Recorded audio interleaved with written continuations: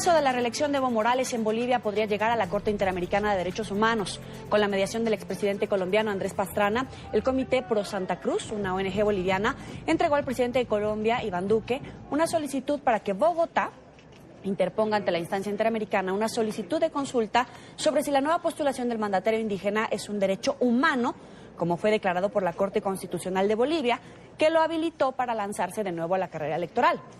Recordemos, el 21 de febrero de 2016, el oficialista Movimiento al Socialismo promovió un referendo para preguntar a los ciudadanos si estaban de acuerdo con aceptar un eventual cuarto mandato de Morales, a lo que la mayoría respondió que no. Sin embargo, la justicia finalmente le dio luz verde para presentar su nombre nuevamente en la contienda comicial. Gracias, presidente Iván Duque, por recibir hoy el pedido de Luis Fernando Camacho para elevar opinión consultiva a Corte San José sobre si reelección perpetua es derecho humano. Colombia fue garante de una constitución que hoy Evo Morales viola en Bolivia. Nos acompaña Jorge Quiroga, expresidente de Bolivia. Gracias por estar con nosotros. Bienvenido. Yoli, buenas tardes. Un gusto estar acá en la tarde, no por Skype, sino en vivo y directo. Ese es un milagro. Nos hace el honor.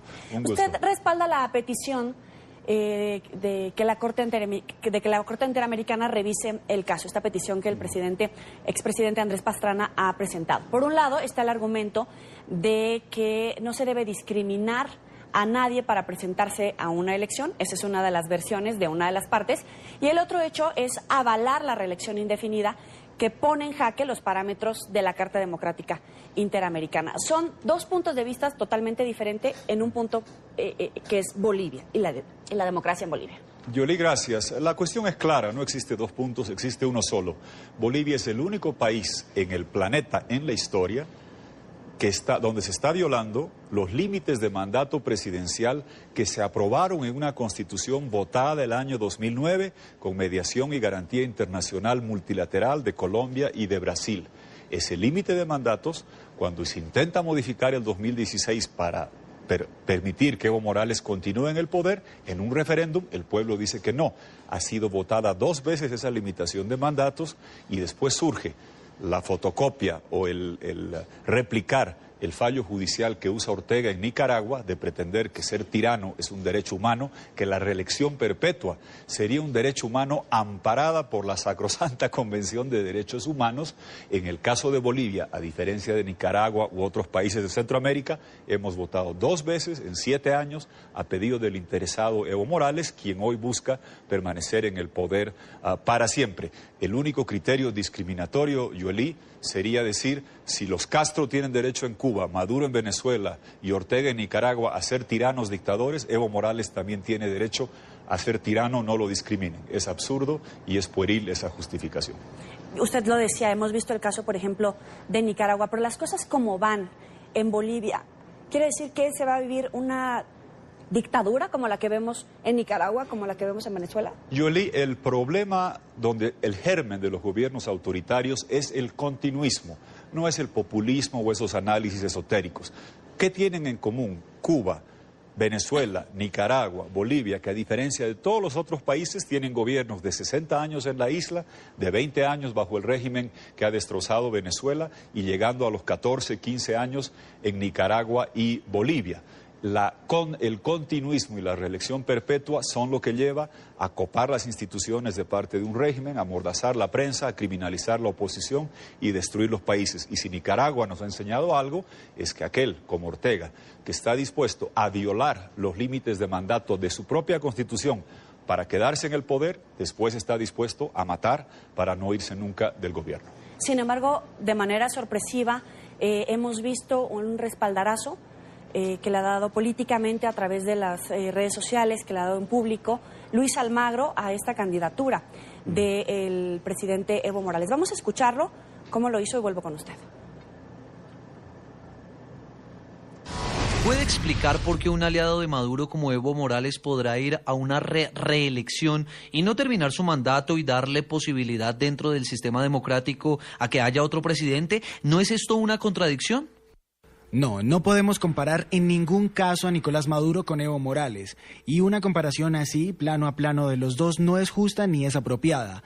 Yo en estos días estuve en Bolivia y a partir de mi visita a Bolivia empecé a recibir 3 clases de ataque. Uno, que yo hacía esto por mi reelección, lo cual es un disparate sublime. O sea, es probablemente la cuestión más ridícula que he escuchado en todo este año que llevo como secretario general, porque definitivamente esto afectaba directamente mis apoyos y mi posibilidad de reelección. Segundo, en la visita al Chapare, las comunidades locales me reciben en la comunidad con guirnaldas que, siguiendo sus ritos ancestrales, eran hechas con ramas de coca.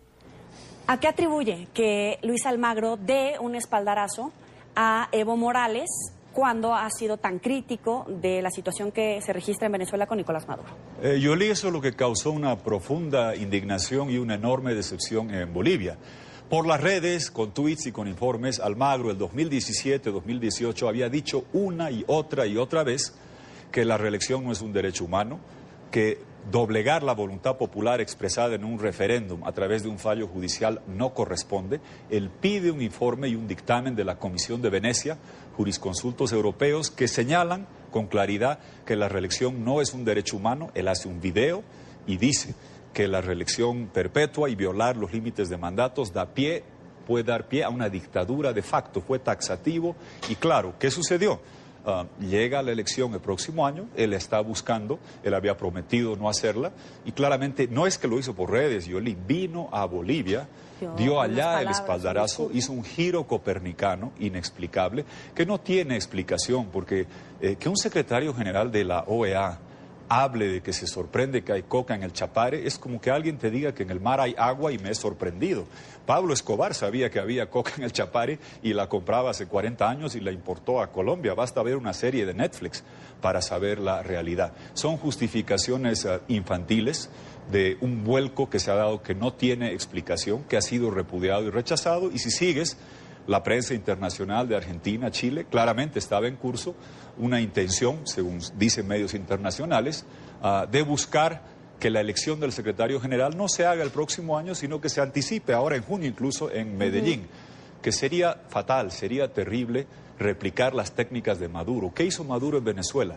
La elección presidencial que correspondía hacer en diciembre de 2018, la anticipa 7 meses fraudulentamente con la Asamblea Narcocubana Constituyente para, sin competidores y con fraude, quedarse en el poder. El nuevo secretario general tendrá que ser elegido el próximo año, con los nuevos gobiernos, posiblemente, de Argentina, de Uruguay, de Guatemala, de Panamá, de Bolivia. Hay que hacer las cosas a su tiempo y no buscar quedarse en el poder anticipando los plazos. Créeme que esa ha sido una jugada que le va a salir muy mal, porque algo muy sencillo: Maduro no le va a dar permiso a Evo Morales para votar por Almagro, aunque vaya y baile en el Chapare toda la noche como tristemente lo hizo. A eso iba, pero ¿hay alguna base, alguna prueba de que en verdad había un pacto entre Evo y Almagro? Mire, hay que ser demasiado ingenuo para no darse cuenta. ¿Cuál es la explicación del giro? ¿Qué cambió entre fines 2017, marzo 2018 a la fecha? Que Almagro, que había dicho que no iba a buscar la reelección, tenía el derecho estatutario, a diferencia de Morales, sí tenía derecho, más allá de lo que hubiese dicho en la campaña, tenía derecho para hacerlo. Pero venir a Bolivia, a la zona donde se produce la coca que se destina al narcotráfico, en la zona donde se hizo el lavallato con una empresa brasileña OAS, cuyo dueño Piñero está preso por intentar hacer una carretera en esa zona al doble de precio, afectando a una comunidad indígena y destrozando un parque nacional para extender los cultivos de coca que se hacen cocaína, más del 90%, y se van a la Argentina, a Brasil y afectan enormemente a Bolivia.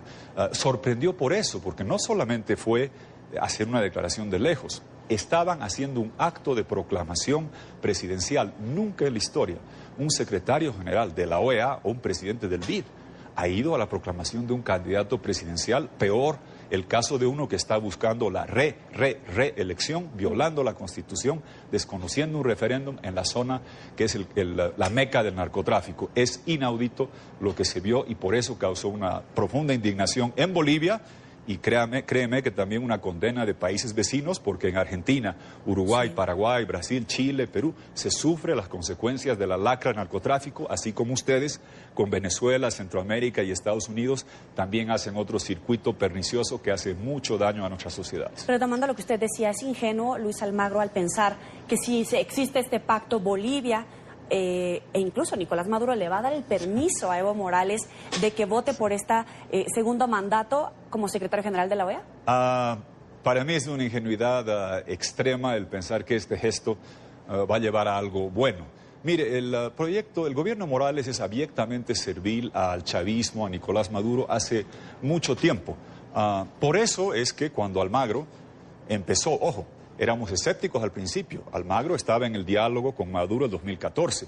Él jura el 2015 diciendo que va a reintegrar a Cuba a la OEA. Con el tiempo pareció comprender que estos eran regímenes totalitarios, le dimos la bienvenida, celebramos su actitud en Venezuela, en Cuba, algo tardía en Nicaragua, y lo que hacía y decía sobre Bolivia y la defensa del voto popular, de la Constitución y de la democracia, reiteradamente el 2017, 2018, por eso causó indignación, tristeza, decepción, su giro, su vuelco que dio. La realidad es, te lo digo de esta forma, Yoli, claramente, si Maduro sigue en el poder, Evo Morales va a votar en la OEA de la forma que le diga Maduro. Si Maduro no deja el poder, el control de facto dictatorial, usurpado que hace de Venezuela, se van a destapar todas las relaciones entre Bolivia y Venezuela que son terribles en términos de crímenes, de hechos de violencia, que se van a destapar. Almagro lo sabe. En la CIDH hay un proceso por ejecución sumaria en Bolivia del gobierno actual con gente de Venezuela que estaba participando. Entonces, venir a avalar eso y pensar ingenuamente que se va a lograr apaciguar a Bolivia, te reitero, si Maduro está en el poder, Morales va a votar por quien le diga Maduro. Si Maduro sale del control de Venezuela, nadie va a poder recibir el voto de los satélites de Maduro en Bolivia y Nicaragua. ¿De qué tamaño es el daño que le hizo al secretario general de la OEA, al prestigio de Luis Almagro, al prestigio de la institución, el proceder de estos últimos días? Mire, le hizo un daño enorme a la democracia, a la coherencia con los principios que uno debe mantener. Y aquí está hablando usted con alguien que ha sido deportado de Cuba, que ha sido declarado persona no grata junto al presidente Pastrana 2 veces en Venezuela. Yo digo exactamente lo mismo en La Habana, en Caracas, parado en la puerta en Ramo Verde, que lo que digo acá y lo que digo en Bolivia. Eso es lo que la gente valora, la consistencia de tener la misma posición en cualquier lugar, en cualquier momento, sobre principios básicos de la democracia. Y como solía decir Almagro, con un fallo judicial mañoso, desconocer la voluntad popular expresada 2 veces, es terrible. Es el único caso en el mundo, no admite precedente. Hablar de discriminación no hay tal, porque el único caso donde se está violando, a pedido del interesado que pidió el 2009 con garantía de Colombia y el 2016 que se vote esto, es Bolivia. Y aunque fuese igual, imagínese lo que significa decir que no puedo capturar o procesar al violador de este fin de semana porque los 4 del año pasado siguen libres. Es casi dar carta blanca a la impunidad. Ortega debió hacer una fiesta en Nicaragua y los Castro en Cuba también. El decir que mientras haya un tirano, un violador, alguien que se perpetúa en el poder, es discriminar a otros tiranos, no permitirles hacer lo mismo. La Corte de San José se debe pronunciar. Lamentablemente, la Comisión Interamericana de Derechos Humanos ha guardado un silencio cómplice. Han hecho audiencias sobre esta materia, han venido a Bolivia y guardan un silencio cómplice. Son un hospital democrático que solo hace autopsias en Venezuela y Nicaragua cuando es tarde y no actúan a tiempo. Triste y vergonzoso y cómplice. Pero Almagro fue más allá. Pasó de la defensa de la democracia en Bolivia al silencio cómplice, a la defensa activa, presencial de la violación de la Constitución. Triste. ¿Qué queda? Eso hemos pedido ayer al presidente Duque, como mostrabas acá, habíamos conversado con él un par de veces. Colombia y Brasil fueron garantes del acuerdo constitucional en Bolivia que se votó, que establecía una sola reelección. Eso fue ratificado en otro referéndum del 2016, ambas veces observado por misiones de la OEA que certificaron los resultados y relevaron que se limite la reelección, que la alternabilidad era buena y sana, y Almagro tiene sus informes en sus manos. ¿Qué falta ahora? Que la Corte de San José se pronuncie, porque no puede ser, Yoli, imagínate en América Latina, todos los que somos signatarios de la Convención de Derechos Humanos, en países como México, como Brasil, como Chile, como Perú, Ecuador, se respetan los límites de mandatos. Más aún, en Colombia han recortado de 2 mandatos a 1, el presidencial. Lenín Moreno en Ecuador, la reelección indefinida que pretendía Correa, vía referéndum la recortó. En Perú acaban de eliminar la reelección de alcaldes, concejales y diputados. ¿Son violadores de derechos humanos en Colombia, en Perú, en Ecuador? No. Entonces es contradictorio que hay países, la mayoría, que respetan los límites, otros que los recortan y solo países como Nicaragua, como Bolivia, como lo que se vio en Honduras, que pretenden que la reelección perpetua es un derecho humano amparado por una convención de la OEA diseñada, Yoelí, para proteger a los ciudadanos de los caprichos del tirano y no para que el tirano caprichoso se quede en el poder para siempre, desconociendo en Bolivia lo que hemos votado 2 veces los ciudadanos. Ahora, Luis Almagro decía que muchos de estos países de la OEA le habían expresado su deseo de que se reeligiera, porque si no podría entrar en una etapa de inestabilidad. ¿Qué tan medular es Luis Almagro en la crisis de Venezuela? A ver, yo le puedo decir que yo estuve en Venezuela políticamente, no en visitas de ministro o de autoridad, apoyando a la oposición la primera vez con Pollo Sala Romer Feo en Valencia, Carabobo, el 2004. Estoy consciente que el chavismo se apoderó de mi país el 2006, que hizo un daño enorme. Y algunos, el presidente Pastrana, mi buen amigo, hemos venido luchando sostenidamente por la causa venezolana. Dimos la bienvenida a que del silencio de Insulza se pasó a una posición firme de Almagro. Y también celebramos que desde el 2007 tome una posición clara sobre Cuba y que también defienda lo de Bolivia. Por eso causó enorme extrañeza este giro y vuelco. Pero dicho eso, para cualquier país, para cualquier organización, yo no creo en Superman. Yo no creo en la figura imprescindible. Eso es lo que hace Maduro, eso es lo que hace Ortega, eso es lo que hace Castro, de decir somos nosotros o nadie o todo colapsa. Si me preguntas, yo conozco gente perfectamente apta, competente, demócrata, consistente, que puede perfectamente ser secretario general de la OEA. Si me dices, cíteme un ejemplo, Laura Chinchilla, admirable estadista, mujer, expresidenta de Costa Rica, ha estado 2 veces en Venezuela, defiende lo que pasa en Nicaragua, una mujer enormemente competente. En el tema No hay imprescindibles. Créame que compromiso con la defensa de la democracia en Venezuela, Nicaragua. El presidente Pastrana le puede decir, nuestro sindicato de expresidentes de la Iniciativa Democrática de las Américas, que hace varios años venimos defendiendo lo de Venezuela, hemos estado en Cuba.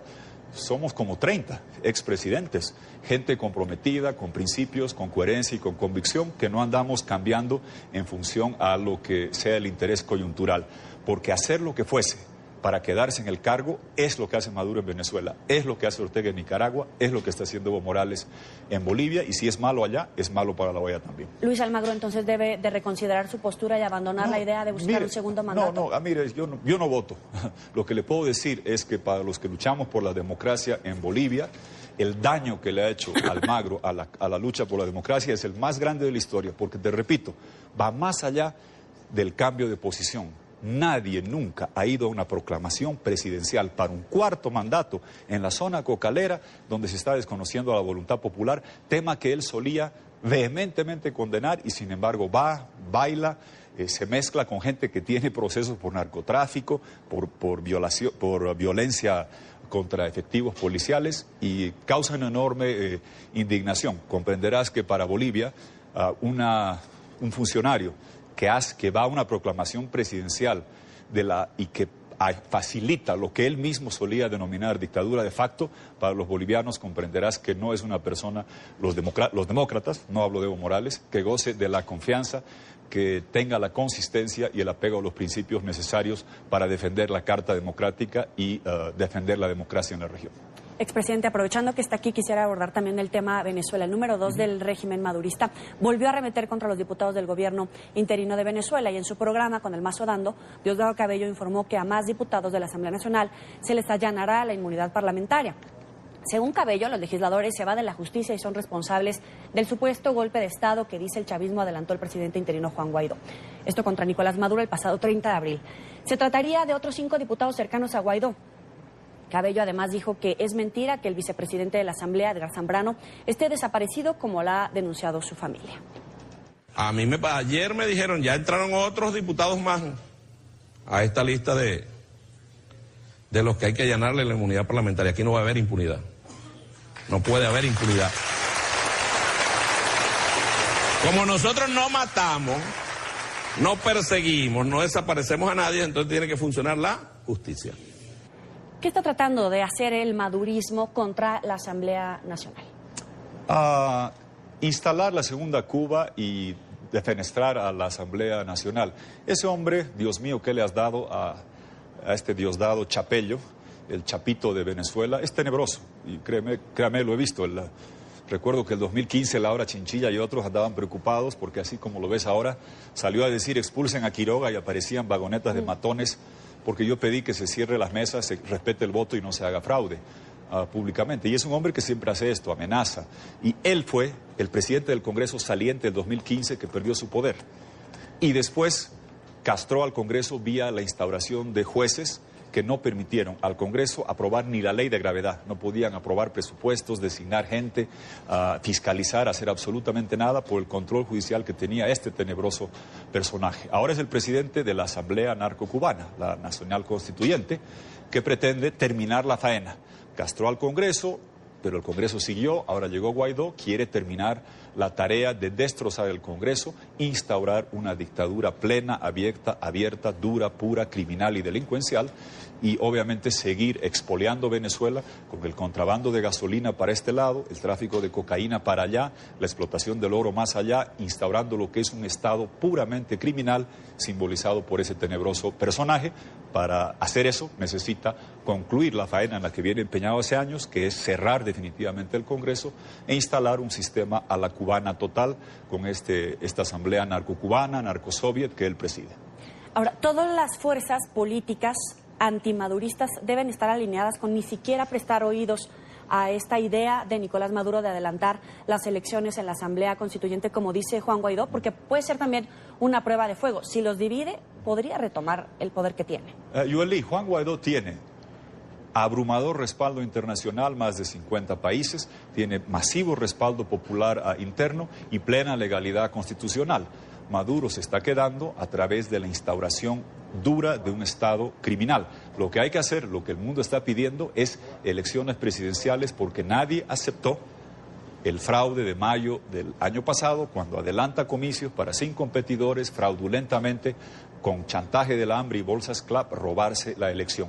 Lo que demandan todos, Grupo de Lima, Grupo de Contacto, es nuevas elecciones presidenciales. A mí me parece central lo siguiente, Yoli. Hay que ir camino al 26 de junio. Medellín será la Asamblea de la OEA. No hay que esperar hasta esa fecha, pero ya tendrá que tener un desenlace la situación de Venezuela camino a la Asamblea de la OEA.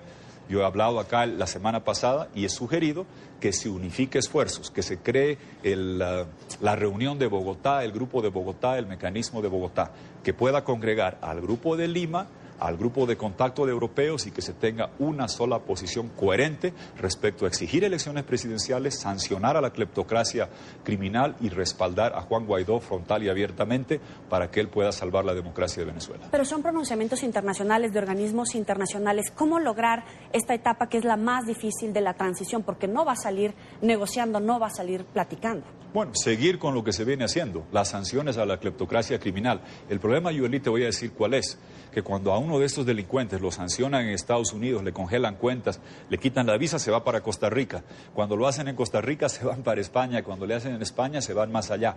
Al unísono, todos los países del Grupo de Lima, del Grupo de Contacto, que es la gran mayoría de los países europeos, tienen que aplicar sanciones, incautar bienes, remover visas y decir claramente el único camino es elecciones libres con un gobierno interino encargado, como se dice, de Juan Guaidó para redemocratizar Venezuela y no permitir que Maduro juegue en decir, a veces escucho al Grupo de Lima y lo rechazo, converso con el Grupo de Contacto y después ahora converso con Noruega. En Colombia ustedes conocen perfectamente a dónde lleva la actitud de Noruega, a algunos les puede gustar acá, a otros no. Pero creo que hay que tener un solo camino lo más rápido posible y hay que poner fechas límites. Para mí el 26 de junio la Asamblea de la OEA en Medellín tiene que ser la fecha de corte.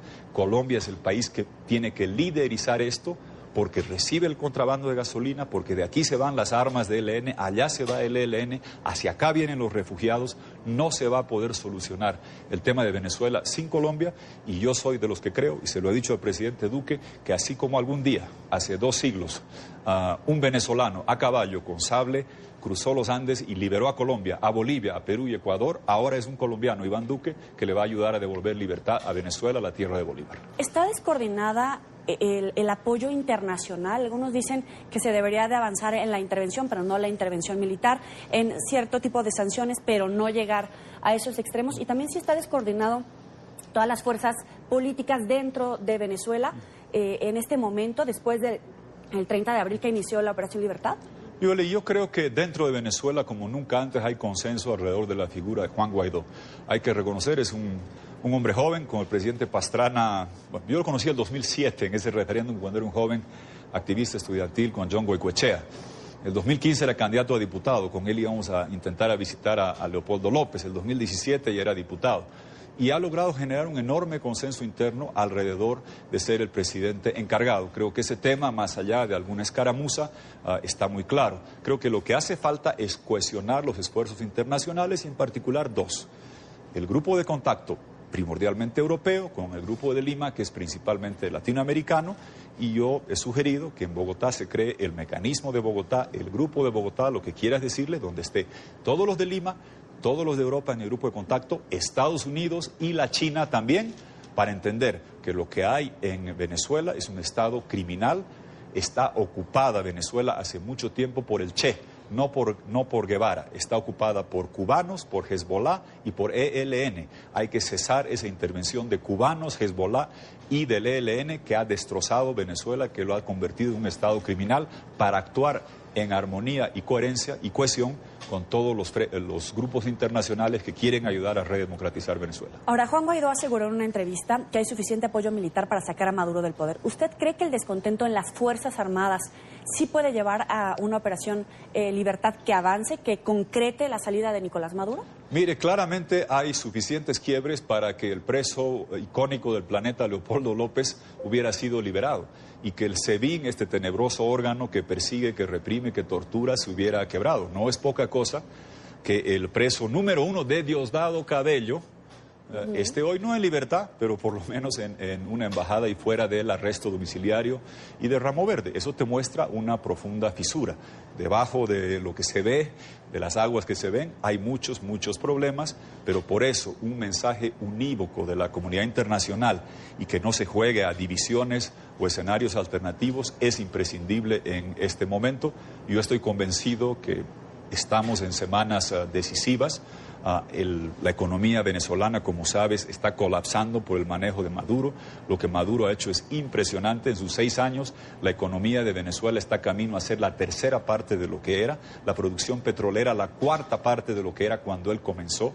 Sí. Ha multiplicado los crímenes por 8, los números de pobres por 8, los crímenes por 6, han retornado malaria, difteria, sarampión, cocinan a leña en una petropotencia, la mayor cantidad de asilados y refugiados. Te puedo decir que Churchill tenía razón sobre lo que hace Maduro. Nunca un régimen con tanto tiempo, tanto poder, tanto dinero ha destruido tanto un país para beneficio de unos pocos criminales. ¿Usted cree que todas las opciones, incluso la intervención militar, están sobre la mesa? Porque hay quien les pide a Guaidó que active el artículo y pida apoyo militar. Entiendo esa demanda y yo nunca me dejo llevar por lo que mucha gente quiere. Debatamos la hipotética, supuesta, eventual acción de algún otro país militar. Lo que yo exijo siempre es que cese la intervención del Che, de los cubanos, de Hezbollah y del ELN, que tienen ocupada y colonizada a Venezuela. Los cubanos son unos vampiros que se llevan la sangre petrolera de Venezuela a cambio de destrozarla. Ha sido el programa de robo bilateral más grande de la historia, lo siguen haciendo, y hablando de la comunidad internacional, se debería hacer un cerco, no solamente como dice el presidente Duque, diplomático, económico, sino un cerco criminal para evitar que se roben la gasolina, que se roben el petróleo a Cuba, que se lleven el oro, que saquen cocaína en aviones, para generar este cerco criminal que les quite los recursos robados producto de estas actividades ilícitas que son lo que sostiene a estos grupos criminales, donde la jerarquía militar superior es socia de los negocios y los del medio están siendo torturados y maltratados por cubanos. Hay que llamar a la intervención, tiene que cesar la intervención de cubanos, de Hezbollah y de ELN, en particular de los cubanos que han colonizado y destrozado Venezuela. Es el expresidente de Bolivia, Jorge Quiroga, aquí en la tarde. Gracias por estar con nosotros. Gracias, Yoli. Muchas gracias. Encantado.